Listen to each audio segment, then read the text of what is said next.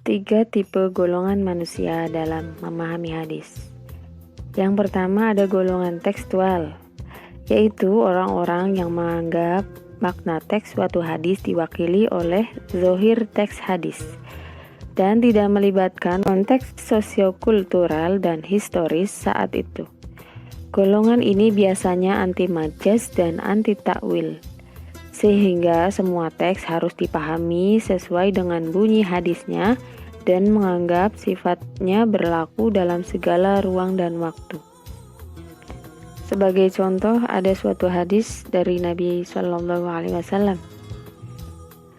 Dari Aisyah Ummul Mukminin, Rasulullah SAW bersabda, "Yang paling cepat menyusulku di antara kalian sepeninggalku adalah yang paling panjang tangannya." Hadis riwayat Muslim. Ternyata istri-istri Nabi SAW mengira bahwa yang dimaksud beliau adalah yang benar-benar panjang tangannya secara fisik.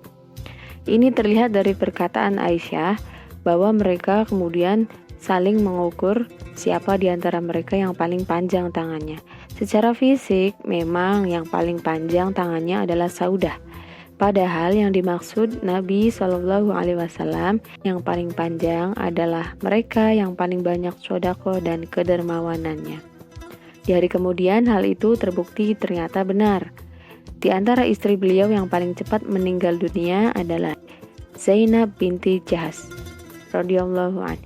Ia dikenal sebagai perempuan yang sangat terampil, bekerja dengan kedua tangannya lalu menyedekahkan hasilnya.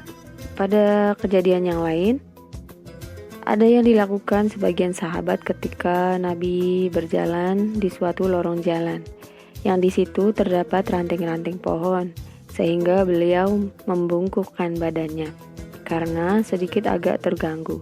Nah, sedemikian semangat ingin mengikuti Nabi.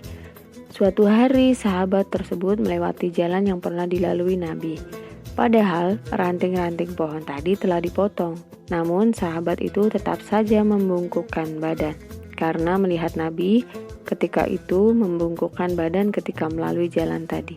Nah, tetapi tidak selamanya pemahaman hadis tekstual ini keliru dalam memahami hadis.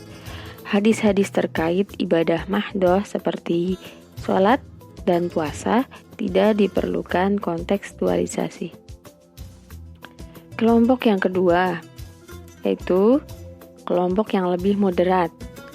Kelompok ini sebelum memvalidkan hadis, kelompok ini melakukan kajian terhadap hadis, terutama hadis-hadis yang mengandung majaz. Minimal ada 3 tahapan dalam mengkaji hadis, yaitu meneliti sanad dan matan, melakukan kajian kebahasaan, dan mengaitkannya dengan disiplin ilmu yang lain, contohnya pada hadis-hadis medis. Kemudian golongan yang ketiga yaitu kelompok yang cenderung menolak hadis-hadis medis karena dianggap tidak masuk akal dan tidak sesuai dengan teori medis. Contohnya pada hadis Rasulullah yang menyuruh supaya menenggelamkan lalat yang hinggap di minuman. Rasulullah SAW bersabda, "Apabila ada lalat jatuh dalam minuman salah seorang dari kalian, maka hendaklah kalian membenamkannya sekalian, lalu buanglah lalat tersebut. Sesungguhnya pada salah satu sayapnya terdapat penyakit, sedangkan pada sayap yang lain terdapat penawar." Hadis riwayat Bukhari.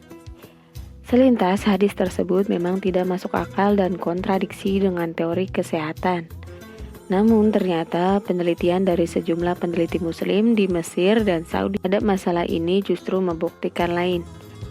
Minuman yang dihinggapi lalat lalu lalat tadi dibenamkan keseluruhannya ke dalam minuman, justru tidak dijumpai sedikit pun kuman dan mikroba.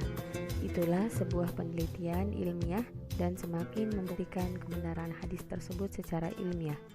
Itulah salah satu fenomena ijaz ilmi.